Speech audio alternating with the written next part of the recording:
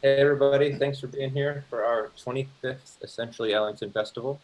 My name is Adam Meeks and I'm the video producer at Jazz at Lincoln Center. If you're coming from our virtual cheer tunnel, I hope it put you in good spirits. And we'd like to carry that forward into this question and answer session with Wynton Marsalis and the Jazz at Lincoln Center Orchestra.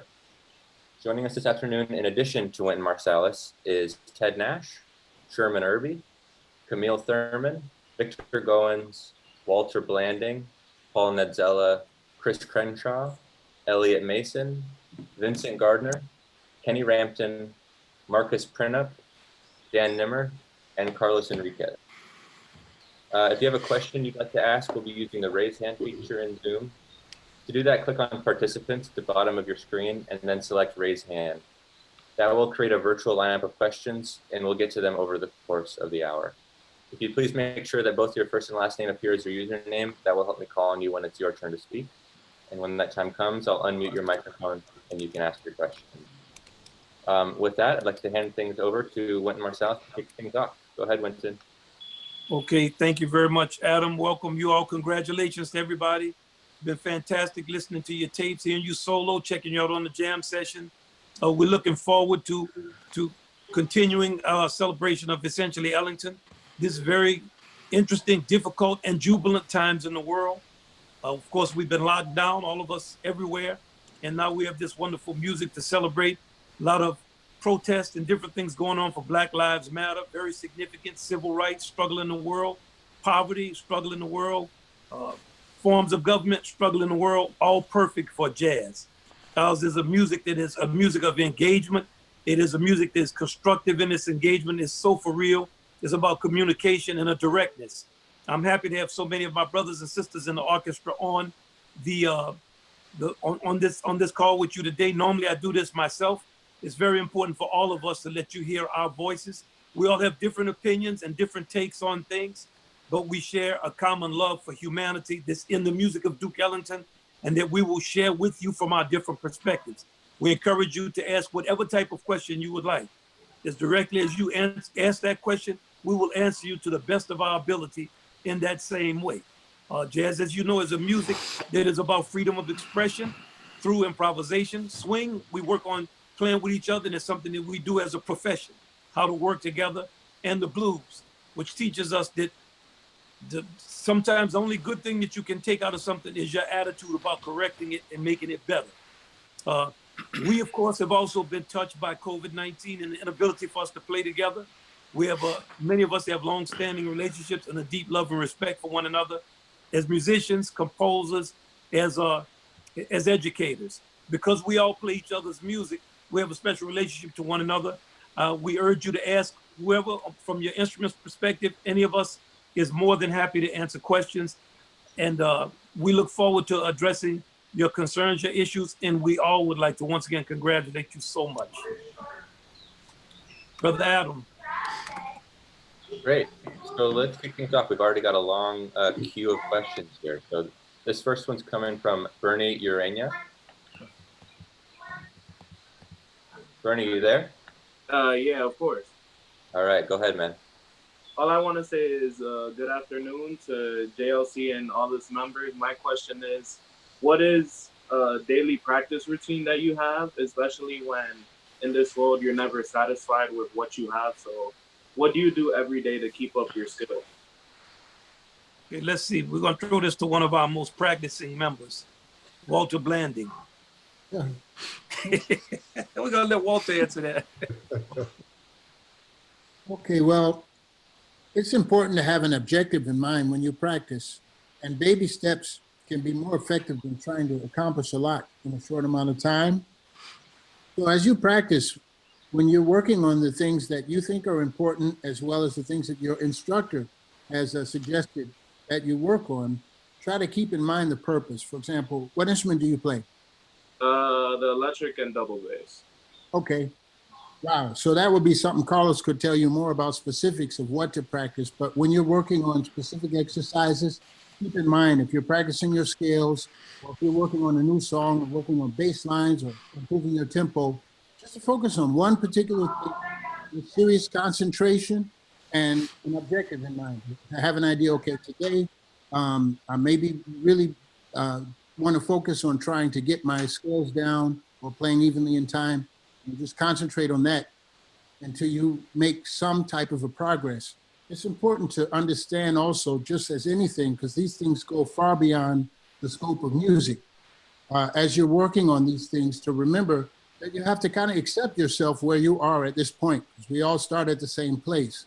Acceptance is a good starting point for being able to make progress.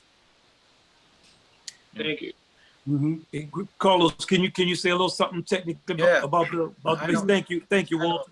I know Bernie. How you doing, Bernie? Nice to see you, man. ¿Cómo está? Muy bien. So, Bernie, check it out. So, you know, you're stuck at home, right? It's a pandemic. You know, there's no concerts. The one thing you need to keep, you know, up to par is your endurance, man. You got to make sure that when you're practicing the bass, whether it's electric bass or upright, you got to, you know, maintain your physical aspects of the instrument, you know, up to par, because what's going to happen is when this all dies out and everything hopefully gets back to normal, when we get back on that stage, if we're not, you know, ready for that stage, we're going to get hurt. So the one thing I want you to do is just, you know, simple practice, but duration. Make sure that you could practice for maybe 30 minutes, you know, start with 10 minutes, then increase to 15, 20 minutes, whatever you're doing. It could be playing scales. It could be playing chromatic scales. And this is not just for you. This is for all the bass players out there listening. Endurance. This is, you know, the bass is like lifting weights, you know? Yeah.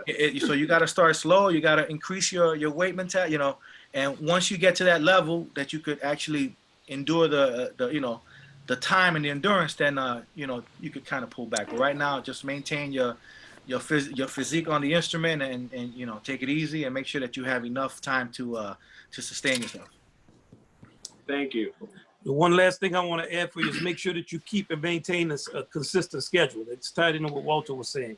And make your schedule address all the fundamentals of your technique every day.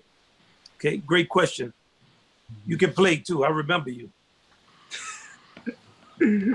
I struggle pronouncing your names. I remember you. You're right. All right, to your question, Bernie. All right, this next one's coming from Tate Satterley. Tate, go ahead, man. All right. Hello, it's great to be talking to you all. My question is that I've been thinking for a while.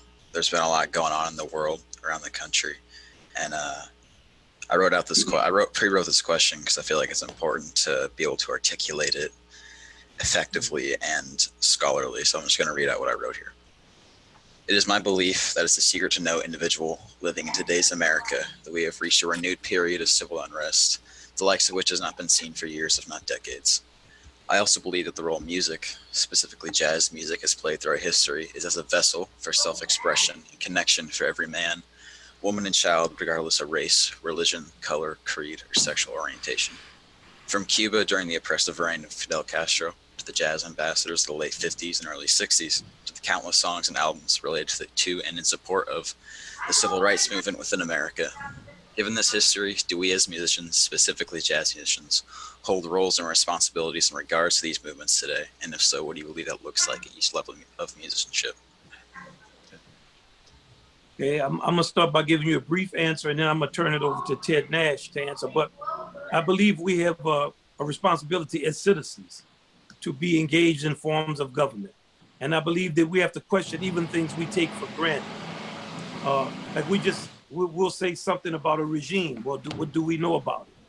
Different people have different experiences. It's important to be engaged, to be personal, to be for real.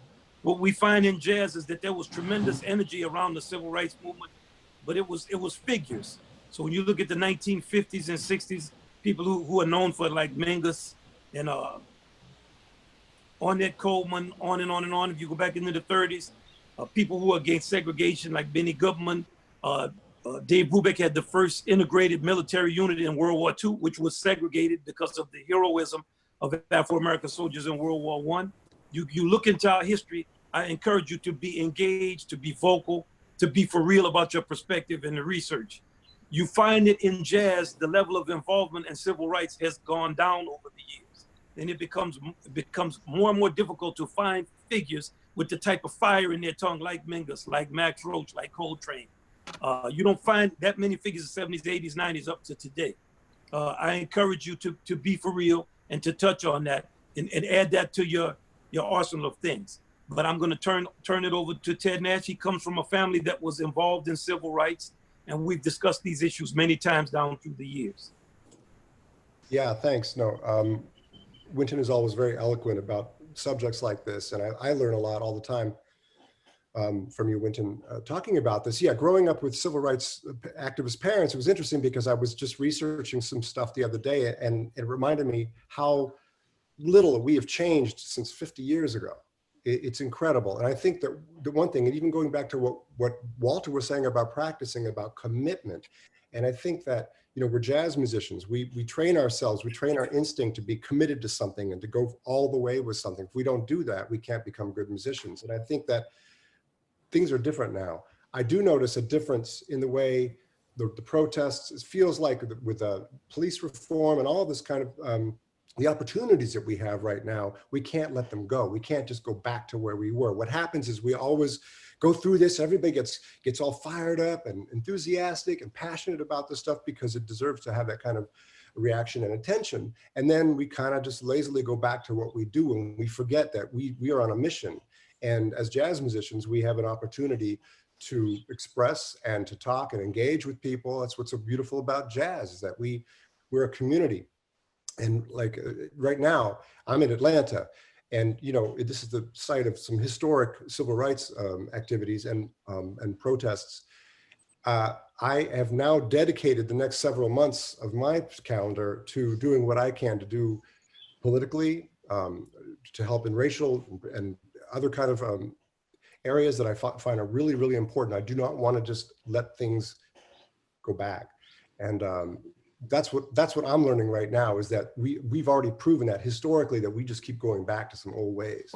And you can feel it. You can feel that people don't want to do that right now. And I think this is the time to remind ourselves, when we come out on the other side of not only all of this unrest and the pandemic, we have a lot to do. We have a big responsibility right now in front of us, all of us.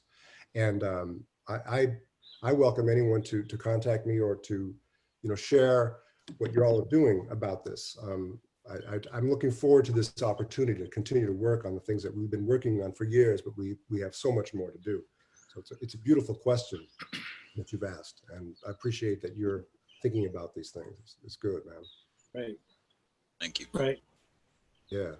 Definitely. Great. Thank you, Tate. All right, our next question is coming from Katie Townley. Katie, go ahead.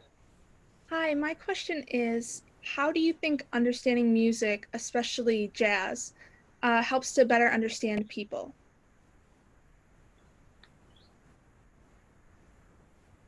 I'm sorry, I was struggling to unmute myself. Tell me that one more time. Forgive me. How do you think understanding music, especially jazz, helps us to better understand people? I think I'm going to throw that to, that's a great question. I'm going to throw that over to Sherman Irby and see what Sherman, what instrument do you play? I actually play alto saxophone, so that's Wow. perfect. See, there you go. Look at Yeah. Man. You know, first of all, playing music to me opens the door of understanding yourself, which is important. And in order to empathize with other people, you have to kind of understand who you are and be honest with yourself about, you know, where you're at, what your feelings are that day, the day before, when you're playing, you know, just your whole, you know, understanding who you are in general. And then when you open yourself up to that, then you're able to open yourself up to other people. Now, one of the beautiful things about that is that you're able to recognize how certain people may feel and be able to play your music in a way that you can touch them when they need to be touched. It's almost like the skill that a great pastor would have. They have like an idea of what they're going to talk about that Sunday, and they go through their thing, but they may see somebody and say, okay, this person needs to be touched this kind of way, and actually feel how to touch them, and then touch the rest of the congregation. We do that every time we step on the bandstand. It's not just us being in ourselves. but because we understand and are able to touch our own feelings, we're able to have that empathy to touch others out there. So I think it's very, very, very important to be able to do that. Thanks, Sherman. All right, the next question is coming from Nate Ray. Nate, go ahead. Hi, thanks for taking my question. This kind of goes along with whatever people have been talking about, but I was kind of asking like, what is the state of jazz in the 60s versus today, and how that relates to the path that people take, and also the activism and the vision behind jazz, because as like discussed in the earlier questions, like I think someone mentioned that like activism in jazz has declined recently, and also there's more of a necessity for college, which requires a certain amount of privilege. So I guess what mindset should aspiring jazz musicians today have to be successful and a force of good to the world and music? I think it was a struggle in the 1960s, and it's a struggle now. Of course, the 60s was more youth movement, people in Vietnam. There were a lot of political battles, some that were won by the civil rights movement that we've lost over time. And then in the United States of America, it was the Beatles came and they took up a lot of space. And then for Black people, it was Motown that took up a lot of space. There was never the type of apotheosis that we tend to think when we look back in time. Of course, we had great figures who were making very powerful statements, but many times those statements were not supported in the way we think they were supported looking back on time. I think that the struggles of our ancestors, we have not magnified them the way that I would have hoped that we would across time. And for you as a student, being in college, having privilege, all that, those are kind of words. Privilege is, how do you use that privilege? It's a privilege to play. It's a privilege to speak. All of us, no matter where you are, whatever neighborhood you're in, the people who run your neighborhood generally determine how you talk. We all have a power system that we exist in. It could be your family, it could be whatever institutions you go to, then you're expected to behave a certain way. And if you don't behave that way, you have to be prepared to suffer the consequences. If you have a philosophy that's not endorsed by the mass, you have to be prepared to suffer for that philosophy. So we all, as time passes, we figure what battles we want to fight. So it's more a matter of you today saying, what battle do I want to fight? Is this important enough for me?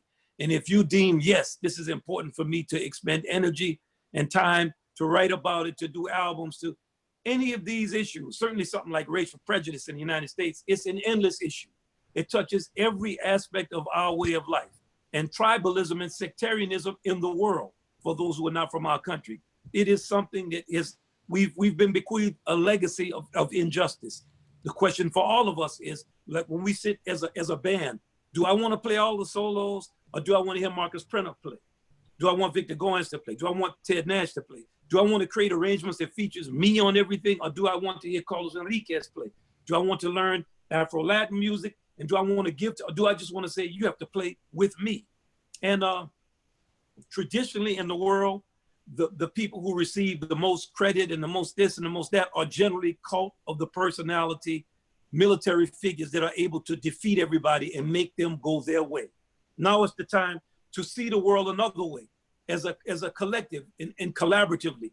That's not going to be imposed on the world easily, because generally those with the strongest militaries determine what points of views are. And in this case, in America, we're talking about police forces, which happen to be the military wing of a city or a state. This goes throughout the world. We as artists have to determine what is our viewpoint. So that's kind of how I think about it.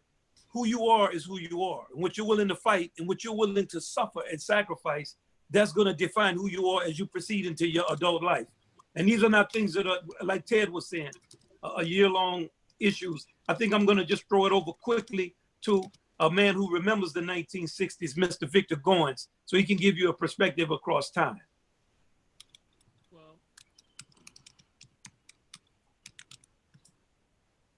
Hey, Victor, can you hear us? You all hear me?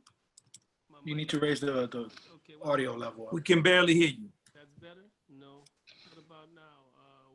Now, There is you that go. better? Okay, good. Better. All right. Thank you for asking that question. Thanks, Wynton. I mean, Wynton and I grew up from, both of us in New Orleans in the 1960s. And we were both subjected to many of the same struggles in terms of our education, in terms of our artistic endeavors that we tried to accomplish at that time. And in many ways, in getting out of New Orleans, and in many ways, not having gone back. You know, but one has to determine their own direction about what is important for them first. And when you have clarity about what you're dealing with for yourself, then it allows you to share that with other people to assist those who are interested, and that's a really important word, those who are interested, to try to move beyond the racism and type of restrictions that they may have found themselves in, to be able to share their knowledge and their successes with others, so that they can actually get to a better place than where they came up at. A lot of times, it is all driven by ignorance, because if you don't know what's out there, then it's very difficult for you to understand what is beyond your environment. But if you can manage to get beyond your environment and see the things that are around you, to realize there's something better than what you're dealing with, then you can ultimately grow from it. And that's kind of like coming out of the blues to tell you that, okay, things are challenging as they are, but there's a better day to come. So you just have to keep your direction very, very pointed in a way that's optimistic and positive, and realize that you're going to run into struggles along the way, but that's a part of that's going to allow you to see when the successes happen, when you hit the bumps in the road, so that when you get to that smooth path, you can appreciate that as well. But thanks for the question. That was a great one. Right. One thing I want to add to what Victor's saying is how you use your education. Remember, education is also a weapon. You can use your education to outsmart people who don't have as much education. We saw that in the subprime scandal in our country, bankrupting people who signing contracts. They don't know what the game is. We see it many times in different types of criminality that exists. It's the use of the mind to reduce other people to a state of peonage. You have to determine, and all of us have to determine, what world do we envision? And if we envision that world, and it includes other people, and it includes helping them and elevating them, and you being helped, create that world. And everywhere you see, you're going to see this injustice. Jump in there and be active and participate on any level you can participate. Thank you, Nate, for your question. Thanks for the answers. All right, next question's coming from Grady Flam. You can play. Grady, go ahead. Hey, nice to see everyone. Nice to talk to everyone. Thanks for this great experience and opportunity. But I wanted to ask, I posed this question to Mr. Vincent Gardner in our big band clinic, but I wanted to pose it to the wider audience in a new light, given the things that have happened in our country since then and now. And that really is, here in Sacramento, historically, the city has been a mecca of traditional jazz, what many call traditional jazz, New Orleans jazz. And the question largely concerns the nomenclature of that music, largely in the use and the appropriateness of the word Dixieland is what I'm wondering about. Obviously, the proliferation of the use of the term BAM, or Black American music, to describe, jazz and other styles originated in the Black American community.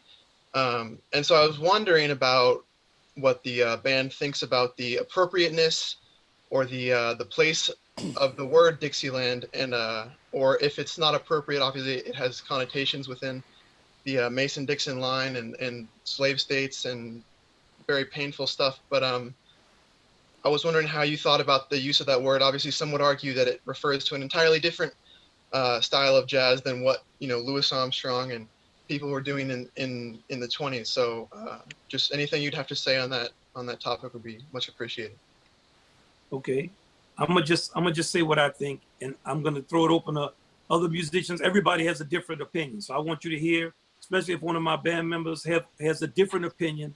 I encourage them to speak up on it. First, I hate the word Dixieland. I always hated it. I hate Dixie. I don't like the theme song of the Confederate Army. I'm against it. I was never a fan of it. Phil Shapp and I argued for years. He accused me of appropriating the terminology. I got to present his point of view. because nobody loves the music more than him. He says, you know, that's what the music was called, and we've argued about it. I respect and love him, and he is entitled to his opinion. Personally, coming from New Orleans, I hate it. That does not answer your question. I'm just telling you, if I never see the word again, I'm happy. In terms of calling something Black American music, I don't believe in it. Because if there's Black American music, then I have to hear white American music every time somebody plays something that's a white person. I don't believe in black and white as descriptive context for our music. We know what it means because we live in a construct that's fake. And when you live in a fake construct, you've lived in it. So of course, it is real to you, but it is American music. We could call it Afro-American music because it comes from a kind of Afro segment of the culture. That's undeniable. And we also have Anglo-American music. I have no problem with those terms. But white and black is too stark and different. It's too, it has too much of a rub for me to be applied to something as sacred as music. So that's what I think. But I'm going to turn it over to someone else, especially if your opinion is different. I don't know who I would pick, but I know we have some differences of opinion.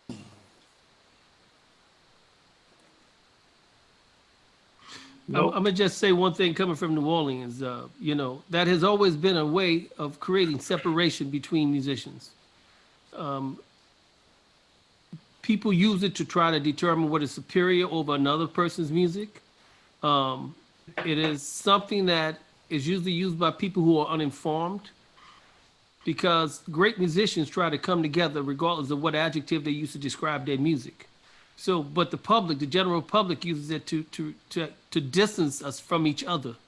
That's what I find, and it's a term that needs to be erased from the books forever. Is there a term that we could use to describe it better? If we want to just say the 1910s or 1920s, we could do better with that. But Dixieland is a term that definitely needs to be eliminated, because when Jack Teagarden played with Louis Armstrong, Jack Teagarden didn't play Dixieland music while Louis Armstrong was playing traditional music, as New Orleans musicians would say. Now, they were playing music. They were playing great music. That's what their objective was then. That's what the great musicians' objectives are now. Right. I tend to call it New Orleans music. And one other thing that a guy in France told me once, he said, why is it that when I say somebody is playing Afro-American music, the white musicians come here and they get angry? He said, I'm not mad at playing French music. I'm not mad at, and that too is my attitude on that. We should be proud to play Afro-American music, play it well. If I play German music or any kind of ethnic description of some music, I want to play the music. If I say Afro-Latin music, you know, me and Carlos, we've gone back and forth for years. He say, you said this was disrespectful. To do this, okay, I'm trying to figure out how I can function with my ignorance and change. And I don't have any bones about it or any problems about adjusting to Afro-Latin, Hispanic, whatever the terminology I have to use that is respectful, that communicates, and also to try to be better playing that music. These are descriptors. But in America, because we have black versus white, white versus black, and all the ignorance of racism, all our terminology becomes different. So with somebody who can play as good as you can play, son, you know, be clear in your thinking, investigate stuff, look under stuff, because you're playing your horn, and you are for real. So I'm glad to see you. I like your beard and stuff that you got going on too. So Skate, can I say something, Grady? Yeah. Check this out, Grady. When I was raised in the South Bronx, and you know, when I was growing up, I grew up with, there was many different styles of music around me, people. My family never segregated the music, or never told us, you know, it was Black American music, it was Afro-Cuban, it was jazz. They just always said you know, check out this music sounds good, check out the vocals. And I remember as a young kid, you know, it would be either I would hear John Coltrane in the house, then all of a sudden I would hear like Benny Moré, then all of a sudden I would hear like some type of Broadway show. I would hear, you know, it would be it would be all over the place. But it was never decided in my home that everything was supposed to be categorized, because they wanted to teach me an upbringing that everything was inclusive in terms of music, that we were all one, and that everything had a certain meaning to unite us and make us one, you know? So that's just something that I could share with you. If I can chime in just for a second too, Grady, good question, man. I appreciate the question.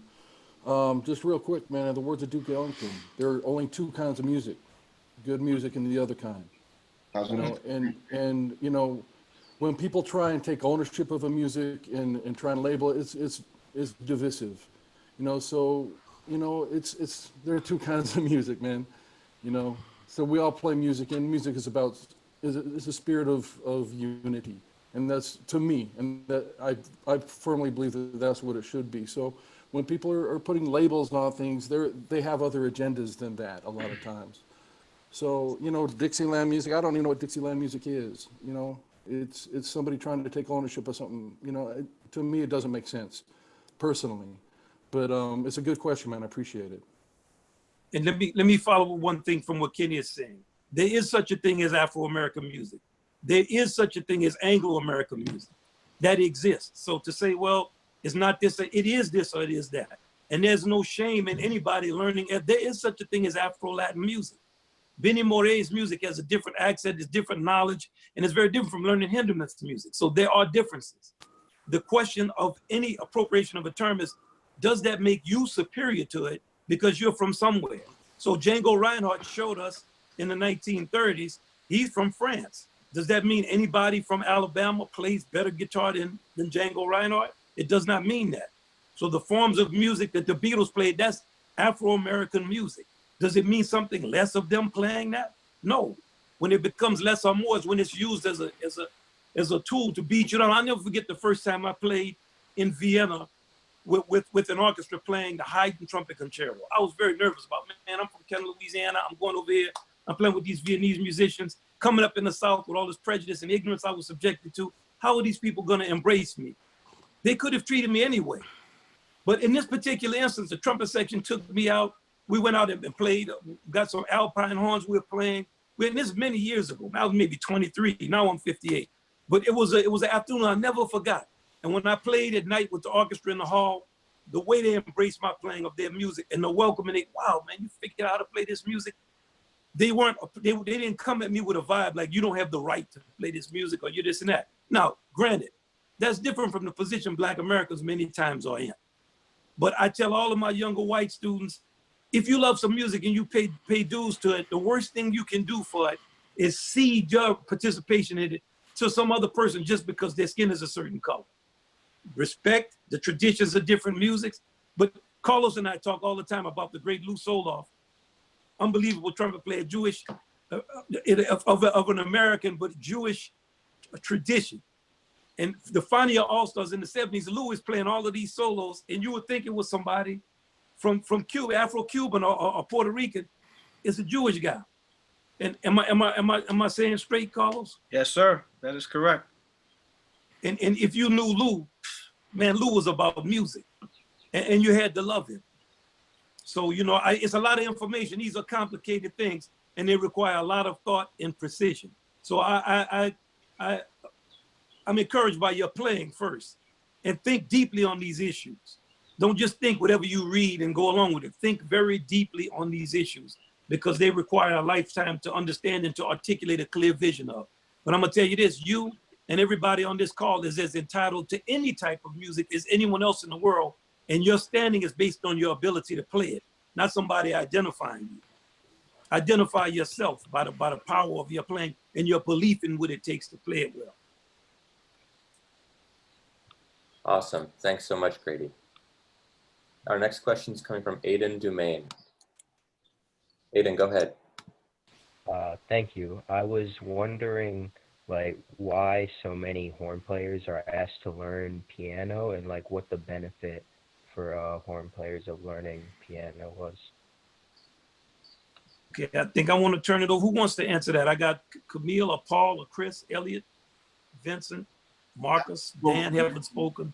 Yeah, I have a quote from Dizzy Gillespie said in his book, To Be or Not to Bop, a prerequisite to learning jazz is learning the piano.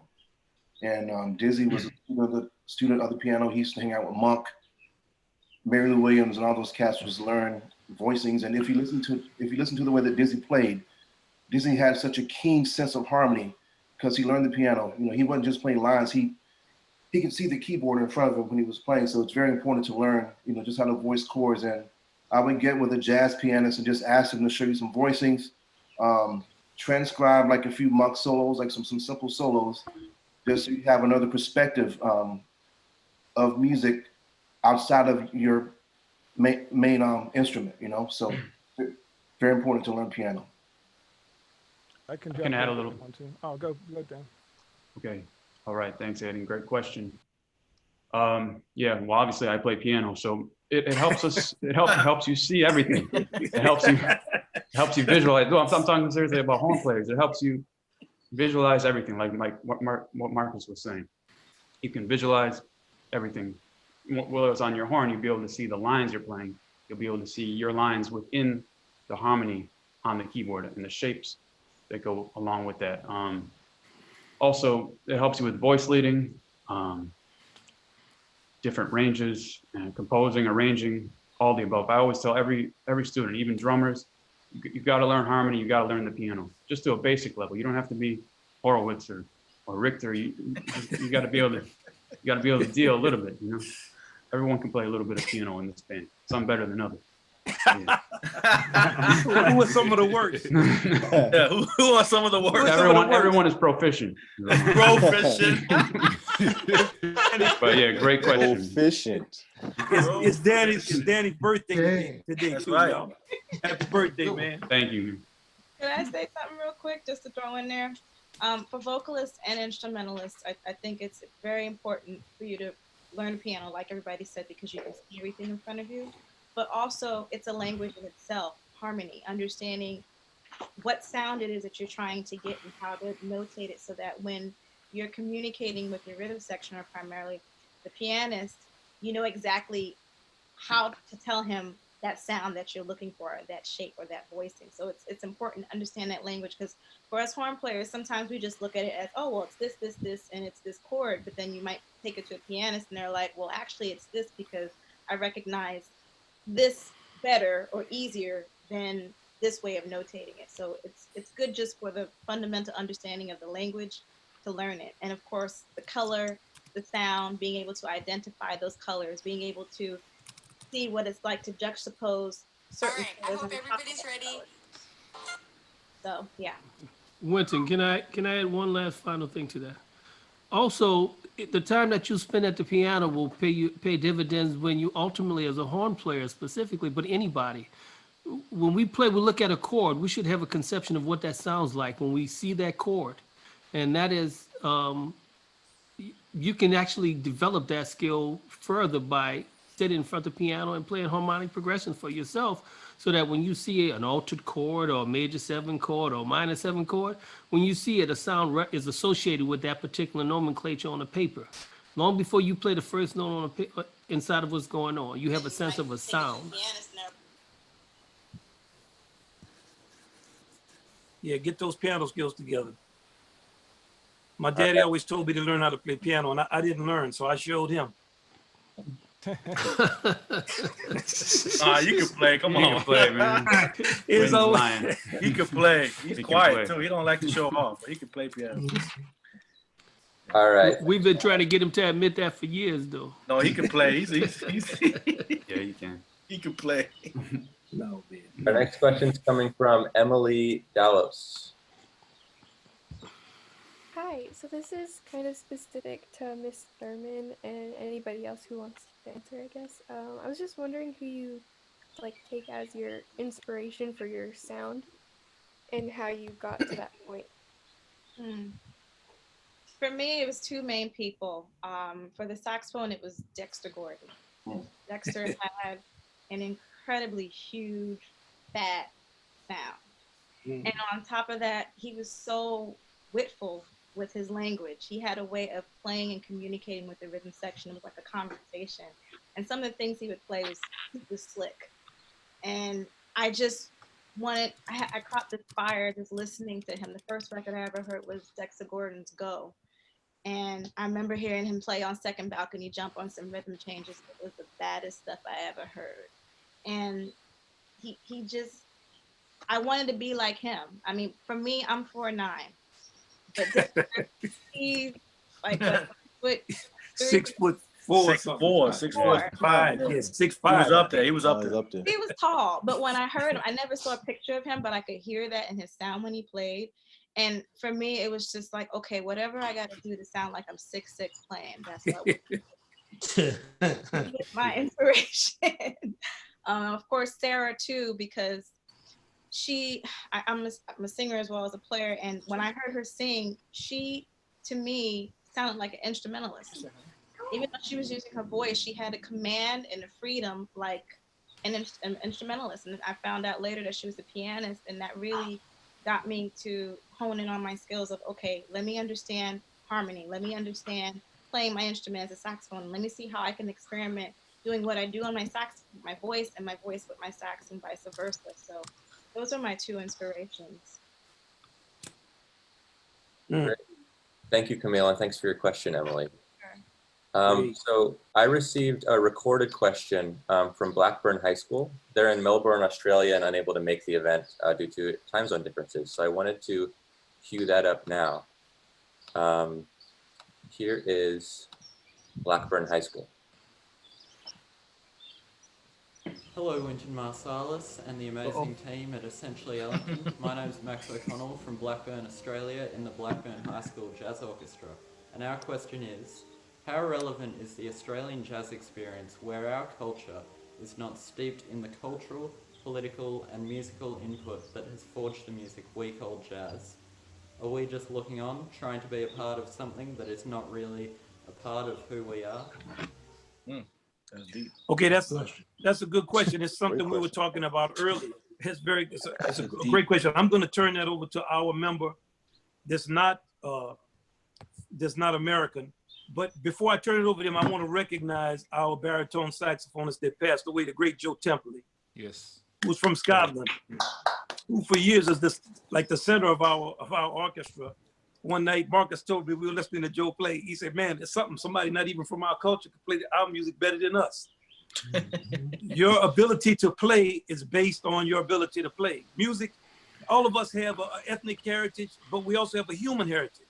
And that human heritage is far greater, deeper, vaster. It has more reservoir. If you can touch that, you can touch anything, anywhere in the world. So I'm going to turn the answer to this over to Mr. Elliot Mason, who, when I asked our trombonist, man, who's playing trombone? He said, they each, Chris and Vincent said, the greatest trombone player we know of out here, call this man, and if he agrees to do it, we'll be fortunate, is Elliot Mason. Call him and keep calling him.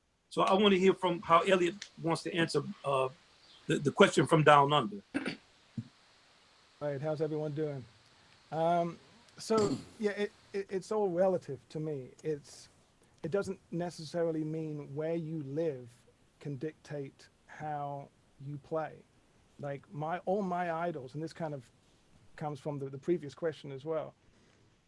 John Coltrane, Duke Ellington, J.J. Johnson, Frank Rossellino, Freddie Hubbard, Woody Shaw. I mean, I'm listening to those. I might live in a different culture, in a different country, but these are the people that I'm listening to, and that's what's creating my sound, and these are the people that are helping me shape my vision.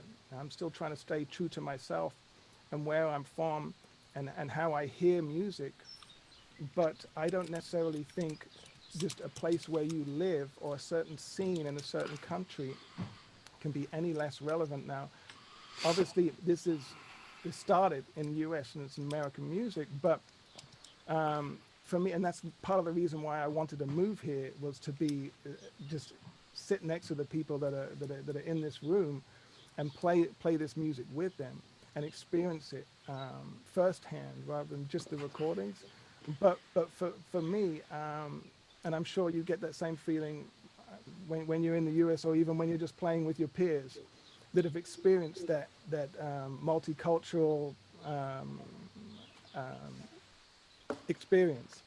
But yeah, for me, it's not necessarily where you're living. Like right now, with everything going on, I could be happy to move to a different country right now, but I feel like I would take the experiences that I've had and take that with me, and it's become a part of me, not only from living here, but just from listening to the music.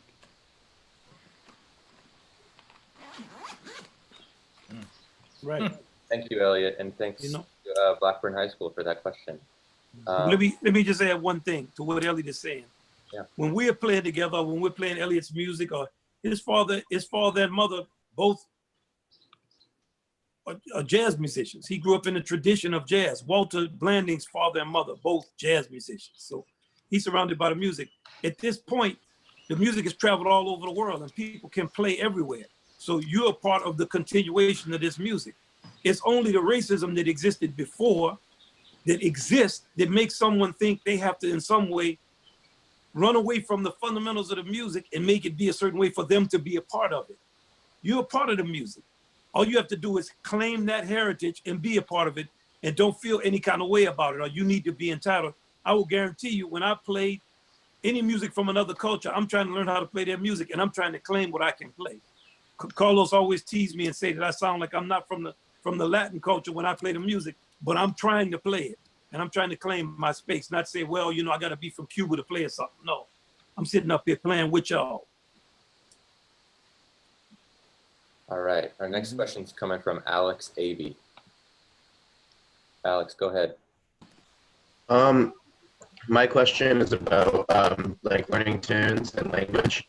And one of the biggest approaches I've seen in the music is, you know, you got to learn everything by ear, including changes, because that's what Charlie Parker did. Whenever he wanted to learn something, he would have to go buy like a Billie Holiday or Ella Fitzgerald record. So with that in mind, what do you think is the biggest way you can pay respects to a tune when learning it? Good question. That's a great question. Can Paul Nutzella answer that? He hasn't spoken. Yeah. Biggest way to pay respects to the tune is to just, I mean, check out as many versions as you can, I guess, to really assimilate it. You know what I mean? I feel like a lot of times when people learn it, like you're saying, if they don't learn it by ear, they're just kind of going on the vocabulary or just looking at one chord at a time, whatever it is. But I mean, if you make that tune your own, where you can play however you want to play as freely without even thinking about it, I feel like, you know, every time I hear someone play a standard or something that's been done, you know, you can always hear the records that they've checked out. You always know where they're coming from. And so if you can hear those influences, but still moving past that, I think that's the biggest, you know, that's the tribute you can do right there. It's just what all the jazz musicians had been doing. Checking out what came before and then moving forward. And I'd like to jump in there too. That's right. And the thing is that this music should, if we could have it, if we could do it the right way, it would just be by ear, it would be by nothing else. It would be not by, you know, technical knowledge and all this harmony and everything. It would be everything by ear. It would be the purest way to do it. Now, the best way to learn anything is by ear, not by eyes. If you learn something by listening to it, you learn it faster and deeper 3 times from what you do when you try to read it. I know if I try to learn a standard by looking at it, I won't remember it. The next day, I won't remember it at all. But if I listen to someone singing it, like for example, which is also the best way to learn a standard because you hear the lyrics, you hear the phrasing of the lyrics, which is very, very important. A lot of horn players learn a tune from the real book. They have no idea really what that tune is about if they don't know the lyrics. Because the phrasing comes from expression, from something that's a story, some kind of storytelling. Also trains us to think about storytelling in our music. We learn the words, but the ear is everything. And if you can, we work on all this stuff, the harmony and, you know, chord structures and all that. Eventually, the goal is just kind of forget about all that and then just be in the space of listening and reacting from your ear. That's right. The most important thing. It's great question. If I can add one more thing, just real quick to that point, learn it by ear, and also I think it's important to find the original recording of whatever song standard that you're trying to learn, that you want to learn. Find that original recording. If it's got lyrics, learn the lyrics so you understand the intent behind the music that was written and truly respect the song that you're learning. And then go from there and check out as many versions as you can so you start to see the possibilities that other people have explored with that song. But I think it's important to really start by checking out the original recording and understanding the intent behind what was written.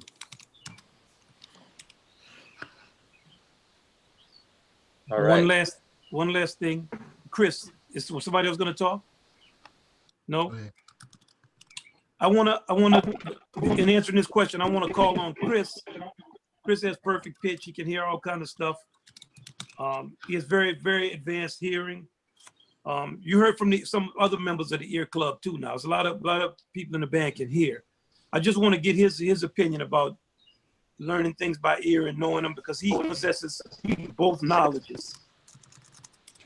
Yeah, when I started playing, getting into music, I was 3 and I was playing things by ear on piano. It was just songs that would come up on TV, songs that would come up on the radio, and I would just try to pick things out just note by note. And then as I got older, it became, learning chords and learning different lines and different phrases and different things like that. But there was just no terminology for it yet. I hadn't got to that point where I was putting 2 and 2 together, like what a 2/5 was, what a secondary dominant, or all those theoretical terms that we come to know.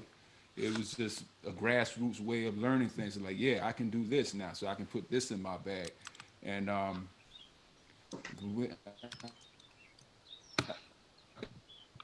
to be able to hear what you're doing, but if you're someone that likes to see what they're doing, if you come up on a piece of music and able to pick those things out and put 2 and 2 together, then I think that will be beneficial to you as well. So you can see the intervals that you're trying to pick out. Like you can hear what a tritone is and be able to see what a tritone is as well. Or you can see what a major third or minor sixth is and be able to pick those out in the music as well as being able to hear it. So all the ways that you can pick out and learn things, like just by ear or just through the music or just seeing it, I think putting those 2 together will also ultimately make you the type of musician that you want to be. And so always study, like Kenny said, always try to get to the original source, because the original source might be different than what you heard on a later recording. And the words might be different, the changes might be different, and so on and so forth.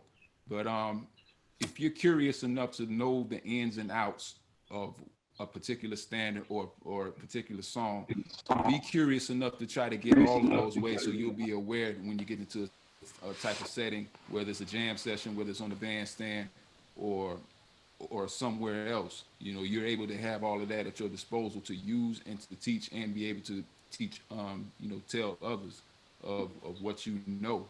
And then that'll create that community that we always talk about in music, just having that community aspect to it. So just learn as much as you can learn and apply it as much as you can on the piece, on the paper, and especially with your ears.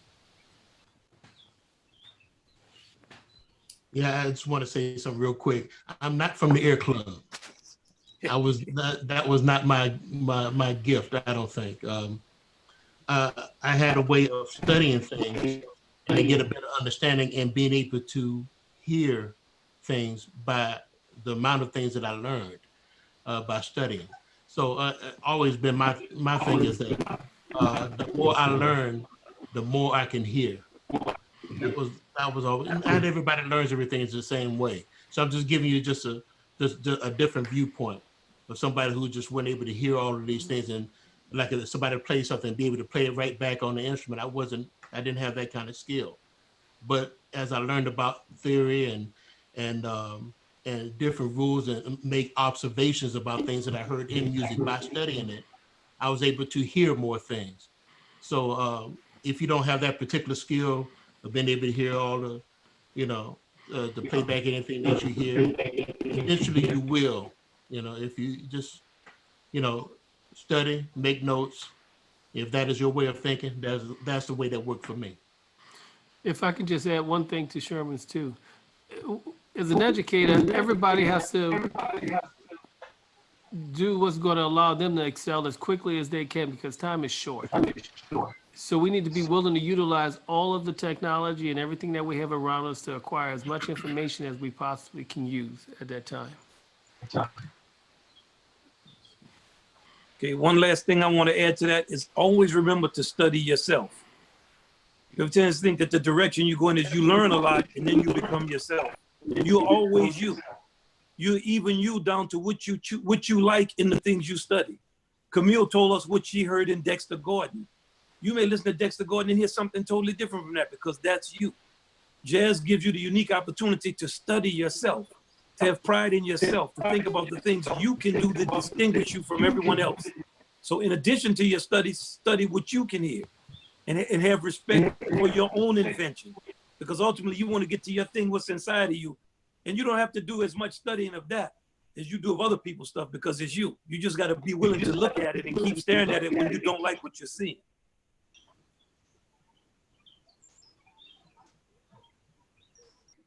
Good question.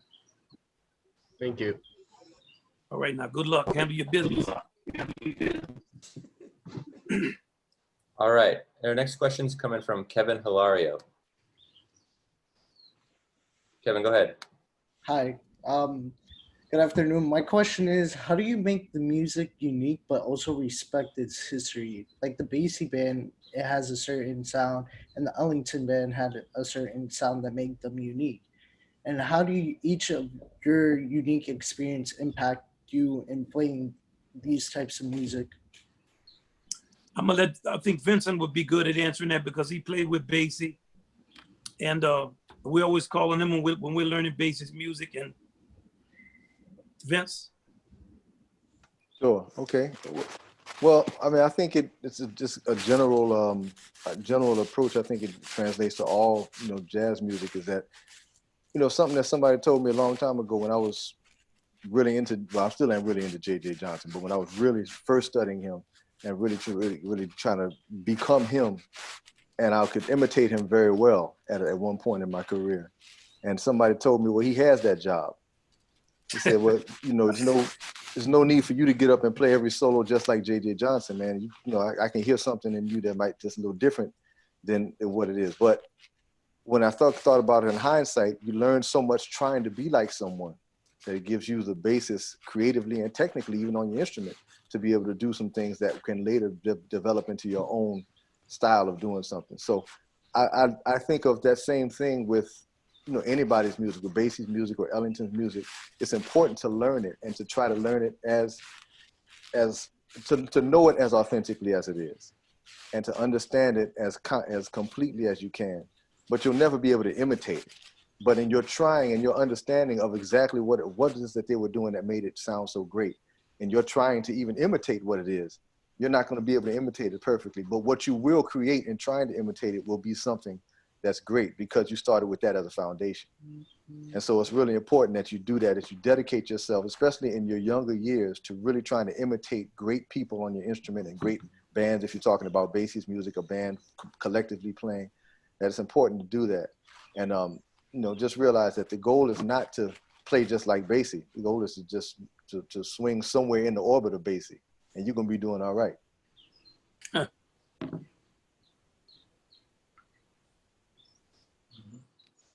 Great, thank you, Vincent. Next question is coming from Joseph Allen. Joseph, go ahead. Thank you for taking my question today and putting this on.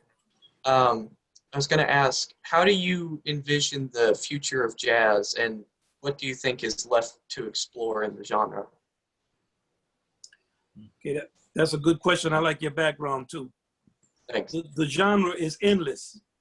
It's endless because it is about collective creativity, and no group of people ever sit down and have the same conversation. I think what I always say I envision as the future of jazz is that people will listen to it. And I maintain what I'm saying.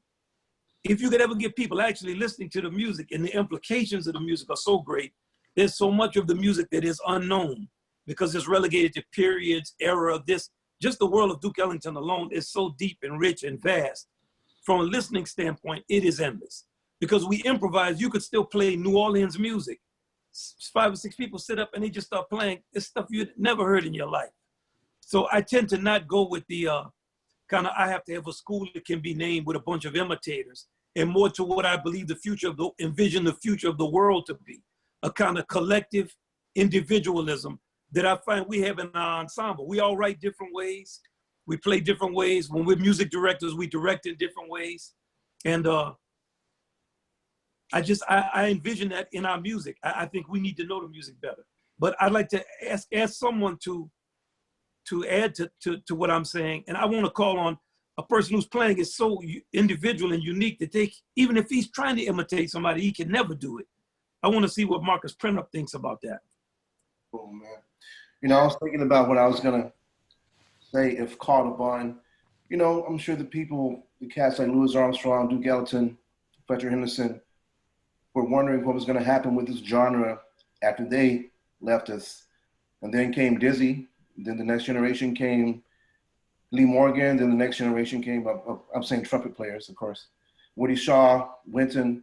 So that continuum is what's going to help this music just to stay authentic. And all of you are the answers to that. So we're just really happy that y'all are here playing the music with us. I mean, the first, I've been to every single EE along with Wynton and Victor and Ryan, I think. The first 10 years of bands who won those competitions wouldn't make it to the top 15 now. So that's just a testament as to how high the level has gotten. So that's up to you. And we're just really proud of what y'all are doing. Y'all sound fantastic. So just keep on moving the music and know that you're doing something very important. So you're the answer. And it's also important for you all to feel a sense of achievement in playing. Because if I can give you the feeling that you're only successful if you're Louis Armstrong, we can all stop playing right now. Yeah.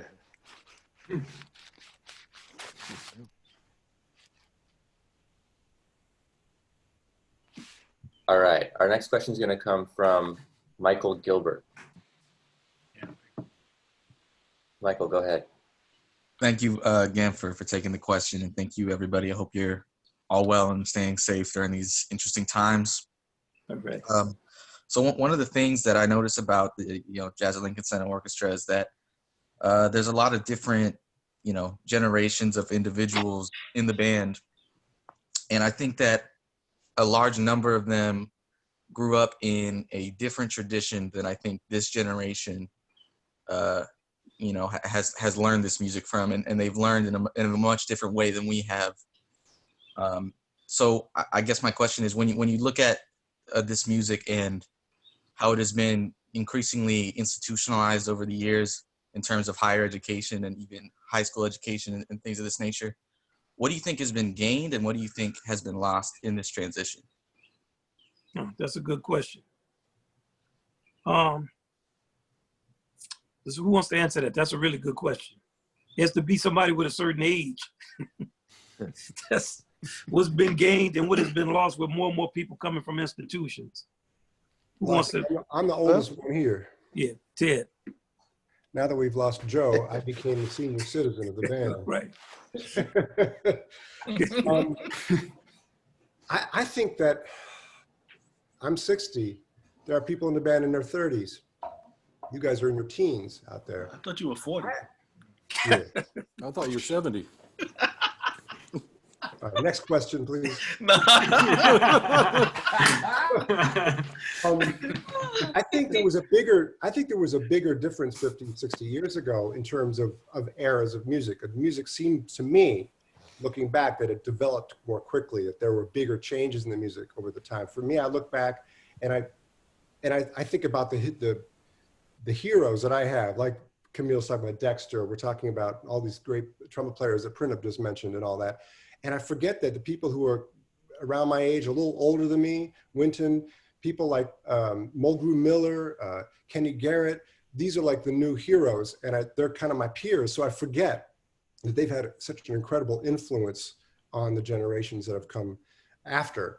I personally, from my perspective, don't see that there's been such a huge change in the music from the 90s to now, or the 80s to now.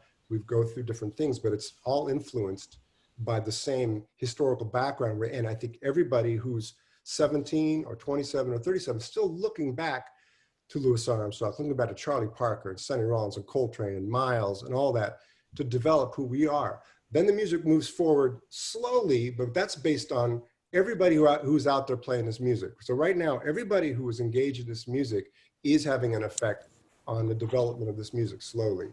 And someone very intelligent once told me that it was very important to embrace your mythology, to embrace who you are. Where are you from? It's not about age or race or gender necessarily. It's about the influences you've had, your family, where you grew up, what you listened to, what you were exposed to, and embrace that and put that into your playing. Then you will be authentic and genuine, and you will have an effect on the music, and people will be more drawn to your music. And then you can affect change perhaps in the way that the music develops. I've always had sort of a love-hate association with the education system, because I feel like sometimes we're churning people out who can play. They have a lot of technique, they have a lot of understanding, but they don't have a lot of passion. They don't have a lot of spirit in their playing. Wynton and I talked about how we noticed that people copy Coltrane, and they copy the notes, and they can play, they can play all the notes that he played, but they don't copy his spirituality. What was behind the things that he played? Why did he play them? What was he feeling when he played them? And I think that we need to embrace that more in the academic areas. We need to bring, we need to develop people's passion and personalities in the music rather than just a technical thing. So I'm sometimes very excited about the educational system when I see how many great musicians are coming out, and also a little fearful of where are they going to play? What are they going to do? How are they going to be involved? And I mean, Victor Goins is, you know, he runs a whole department, and he probably has a lot to say about the education. Maybe he wants to speak on that. Yeah, But, I'd like to add a little bit to what Ted is saying. The educational system has to take some responsibility for that type of mode or bank learning that Ted is speaking about. You know, and students have to take some responsibility too by going to their teachers and expecting them to just regurgitate information, and suddenly it makes you whoever you're going to be. But it's not the institution that causes the problem, it's the teacher. You all have great teachers. That's why your bands are here in EE right now, because you have people who look beyond the walls of institutions to try to move you forward. Everybody who's in the Jazz at Lincoln Center Orchestra had great teachers. Some were their parents, others were outside parties who took a certain interest. And those teachers didn't always come from institutions. Sometimes there were people in our communities, James Black from Wynton and I, and you know, Earl Turberton, Willie T. We can name a lot of different people. So as you consider your education beyond high school right now, if you're a senior, it might be a little late to consider what I'm telling you if you haven't already done. But look at who you're going to spend the next 4 years of your life with, and who you're going to trust, because you have to trust that person, that they're going to give you the information that is going to move you forward and tell you the things that you need to hear, so that you don't just hear all the good stuff that you do. You need to hear the other things. That was one of the beautiful things that I got from Wynton's father, who was my teacher. Ellis Marsalis didn't sugarcoat nothing for you. He told you what time it was. And at the end of the day, you knew what time it was. And he did that throughout his entire life. So institutions play a role in it. I've been an educator for 30 years. And you can speak to your band directors, because sometimes they take avenues that are not necessarily the most popular ones to have to deal with it. Sometimes they have to go through some roadblocks that your high schools have set for them. But I congratulate all of them, because they have taken on that particular fight to make sure that you all are exposed to things beyond the norms of other people who are in programs in your particular community. I want to, I'm sorry, go ahead, Camille. I Sorry. want to say something real quick. I didn't go to school for music. I actually went to school for something completely different. Geological science. Tell them about it. Tell the truth. Tell the truth. So, but how I got into the music was actually through my community. That's where I learned. I didn't learn through the institution. My institution was the community. My mentors, George Coleman, Abraham Burton, Phil Saxton, Bruce Williams, Antoine Roney, and so many other great artists. And for me, I felt what I got out of it was really an understanding and appreciation of the history, because I was talking directly with the people that played with my idols. And then also at the same time, they held me responsible for not just learning and knowing the history of like memorizing. No, nobody was testing me. It was my responsibility. So if I was gonna go outside and play, I better play, because I know what it took for this music to be produced and the history behind it. So it was my choice to either A, step up and show up and play, or B, don't play the music at all. And it's a different kind of learning experience. I think it makes you more accountable, because it's not that you're depending on an A, B, or C to get through. No, it's life. And it's really on you. If you're gonna add to this music, you're gonna do whatever is necessary. You're gonna go find the people that produce this music. You're going to go talk to the people that were with the people that made this music. You're going to make an initiative to find out that information so that you can go talk to a Roy Haynes and ask the right questions so his eyes can twinkle and be like, oh, how do you know about that? Let me tell you about so-and-so. So I think if you're going to go to school, it's great. But make sure that you understand this music is about the community. And you have to make an initiative to go out and seek out those people too that are still here in that community, because that's what makes this music great. The people that are here around you, the people that might not be in the school, but the people that might have played with Blakey, the people that might have played with Bird. I'll never forget, I used to work with Charlie Persiv.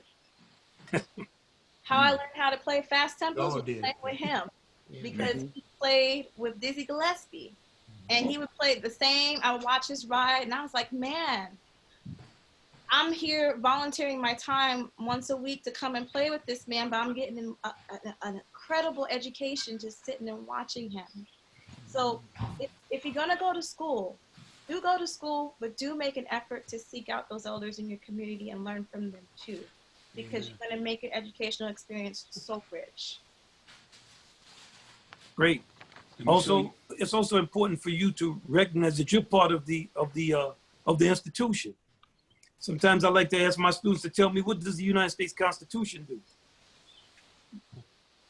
Look at the protests that are going on. Get involved in stuff. You cannot study jazz and not understand about racism. It's not possible. That's built into the DNA of this music, as it is in the DNA of our country. Be engaged. It's not, well, I'm an institution and they're just telling me, it's not a they. You there an institution. Create change. Be a part of the change. But make that change be something substantive. Don't make the change be, I don't feel like doing homework every 3 days. You know, let's learn more stuff. And also for my younger people, come with more passion. Hey, this is hard out here. This is a struggle keeping the music going. The reason that the music is struggling is not because of the institutionalization of it. It's because the institutions are not teaching and putting you in the center of it, in the middle of it. And you can learn something in the institution with a group of people as much as you can in your grandma's house, learning how to, whatever it is that your grandma is telling you. It's all just a person telling another person something and showing them something. To what Camille was saying. I played with Art Blakey. They used to call it the institution of Art Blakey. But I was so sad when I played with him, I wasn't even in a position to play good enough to learn what he was teaching. I was just trying to survive. And of all the great musicians I played with, yes, I learned from all of them, but I learned as much from students who couldn't play. Because some of the people I knew in high school who could not play wanted to play so bad. There was a trumpet player I went to school with named Alexander Turkley. He just didn't have talent for music. But if I would look at him and just see the way he wanted to play, I would always say, man, I want to play like him. He wanted to play. And I'm gonna leave you with one thing just that my mama taught me one night. We had a parade in New Orleans and she was carrying my autistic brother. Then I was like 11 and my 11 or 12 and my autistic brother was 3 or 2. He was kind of too heavy for a woman to carry all night. And at a parade, you don't want an autistic child running around. And so I kept saying, let me hold him, mama, let me, and she was like, she wouldn't let me pick him. I saw her shifting from one side to the next. And finally, one time I saw her make a big shift. I said, let me carry him. And she said, listen, how heavy something is depends on how you feel about carrying it. When I have some groceries, come get them. I got this baby. So that's how I feel about a lot of my younger people I see in the music. How hungry are y'all? Be hungry. Have passion about it. Defend it. Fight for it. Go in the institution and say what you think. The institutions are not swamped with intelligent opinions and passion from students. I'll guarantee you that. We need to see more of it. And then we will see the change that we need to see. Let me show you something, Michael. It's something that I got from a teacher, I think it was in my sophomore year at Valdosta State University. And it's talk about being hungry for the music. I'm gonna show you just what this is. I put it up on my Instagram page. It's Clifford Brown's solo of Jim, but you notice it's not written in notes. It's written in curves. And what those curves, and we were looking at it just like everyone's looking at the piece of paper, like, what the heck is this? And he began to show me that this was Clifford's first phrase. This is Clifford's second phrase. This is his third phrase. his fourth phrase, fifth phrase. He knows they're all short, and then he has a long phrase, and then a short phrase, and then another long phrase. And it just went to show just the poetry that Clifford Brown played with. Not just with looking at the notes, but just looking at the space that he used, looking at the poetry that he used. If you go back and listen to his solo, it's Jim, Sarah Vaughan. Oh, yeah, that's a bad one. Yeah. So I'm gonna hold it up again. And then so now everyone knows what I'm talking about. There you go. That's right. Say that thing. Who's that, print up? No, that's print up. You know it's got to be. But you got to go back and check that out, man. So that's something that's like an innovative, not necessarily innovative, but it's like a different way of learning the music. And you know, some stuff that you can get on the bandstand, but then there's stuff that you can't get off. You can get from the school, but then you know, just putting two and two together, like I said earlier, man, it's just like you can learn things on the bandstand, like Big 12. When I came in the band in 2006, I had to learn that real quick because we were going on tour that next day in France. And I'm sitting there thinking, okay, my sight reading chops has to go up real quick. And learning, I had to learn on the bandstand because there was no time for sitting there just like, okay, I got to practice this. Like, nah, you got to learn it before we leave. So there's that community that we always talk about. All right. So we've got our Essentially Ellington Jam session coming up at 5 p.m. sharp. So I think we've just got time for one more question. My apologies to all the questions we didn't have time to get to today. Hope you still all found this conversation useful and insightful. And in the meantime, let's see how many we can get to here in the last 5 minutes or so. So with that, let's take one from Crystal Escalante. Crystal, go ahead. Hey guys. So my question today is, how do you think vulnerability connects to making a connection with your audience? And like, do you have to be vulnerable when you play, or is that like optional? Well, that's a mature question. Whew, watch out. Maybe I don't. Who's the most vulnerable? Walter, we started with you. You wanna talk about vulnerability? Sure.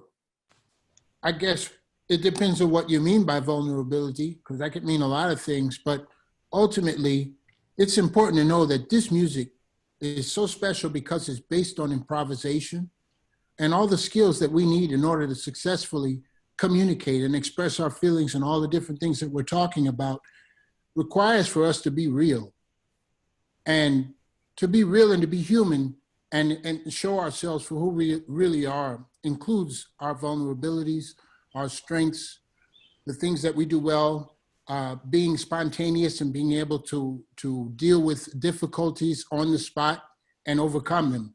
So this music is about developing your creativity, problem solving, thinking critically, thinking outside of the box, learning how to deal with difficulties. Every time you deal with a vulnerability or difficulty, when you get through it, you learn something and you grow.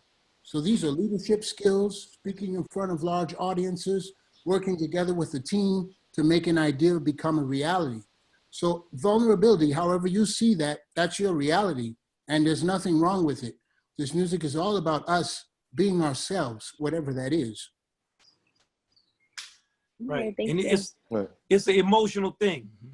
You know, Chris wrote a piece, and me and Ted were on the stage. We can't even see our music at this point, but we both got full. We feel full of emotion, just for what Chris had accomplished, and because the music brings that out of you. We were playing together on Chris's last movement, and we've seen many times where one of us gets full over something somebody else played, or you notice even Chris knew that Marcus was the one who was playing Clifford's solo.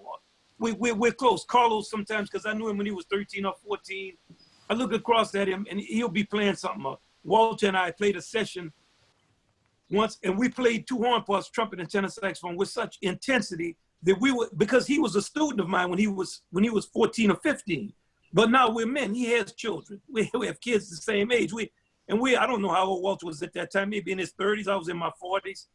And we're playing with such intensity that when we finished the session after 3 days, we just hit the last note, and we were trying so hard to play with each other and be vulnerable and that we spontaneously hugged each other. And once for our whole orchestra, at the end of a tour, we were in Australia.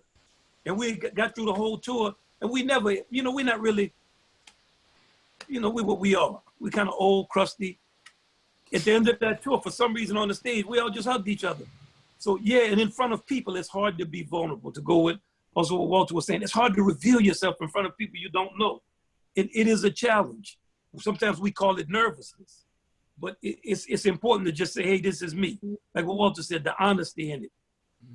Does somebody else want to say something? Dan Nimsky? Yeah, I mean, being honest, that's what it's all about. We're all in this together. That's the one thing we have, is to be able to express ourselves with honesty. And that really communicates to the audience deeply when we're honest with ourselves, and we can communicate that honesty to our audiences. So that's a beautiful question. Thank you. Thank you, guys. It's hard to do. If you think how difficult it is to tell someone your opinion when other people don't agree with you, think about how hard that is. So it's not easy. Camille? Also trust. You trust your band. They have you.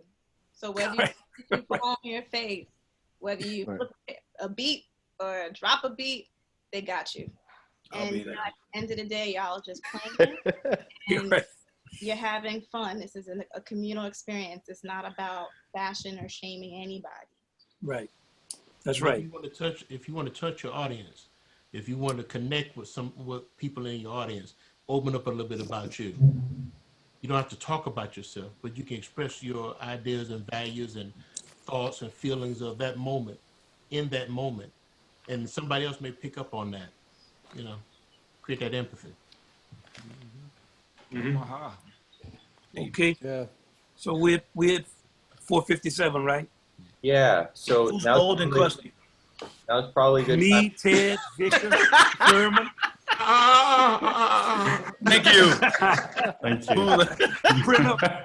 Oh, Brenna. Let me tell you who's not. Camille is not. Paul is not. Chris is not. Okay. Hold on, man. You better say Carlito. Definition of crusty. Nimmer's Carlos is getting on there. his way. Levels to this crust. Carlos is Come on, man. You coming, man. There's levels to the crust. You talk about the good deep dish. We talk about what you can't look, man. Talking about. So that burnt edge around the deep dish. Now you can see. It's not funny. Here you go. God. Now I can see the mute button. As he put his glasses on.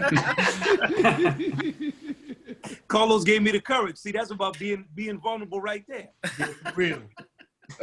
That's right. Keeping it real. All right, guys. I'd like to just thank you all for your questions, and I'd like to thank Wynton and the Jazz at Lincoln Center Orchestra for your insights. The Essentially Ellington Jam session is happening momentarily at 5 p.m. So hop on over to Facebook or live stream to check that out in the next few minutes. Wynton, do you have any closing words? No, just we love all of y'all. We sorry we can't see you live, but we are live. You can hear it from the expression we have, the feeling we have for you and for the music. Congratulations to you all. We hope you have a fantastic experience. And next year, when we can all get together, we're going to see each other. Till we meet again. Love to all of our beautiful members. I love y'all. Thank y'all for being on LCJO. Yeah. Congratulations. Happy birthday, Nimsky. Happy birthday, man. Happy birthday. Thank you, guys. Thank you all.